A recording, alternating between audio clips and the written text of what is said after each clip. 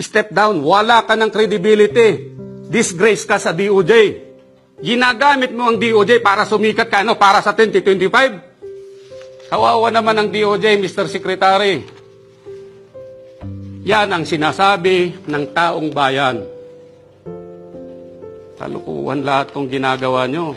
Alam ng tao yan kung anong ginagawa nyo. Kinukondisyon nyo ang isip ng tao para ituro ako. Gawain ba yan ng Secretary of Justice? Samantalang yung anak mo, ang daming comment ng mga tao. As Secretary of Justice, kapag nang-involve yung anak mo, dapat step down ka eh. Hindi eh. Diba? Kaya sinasabi ng taong bayan din, pumunta ka daw dyan o kaya tinanggap mo yung DOJ para umingay ka, lumaki ka, pangalan mo sa 2025.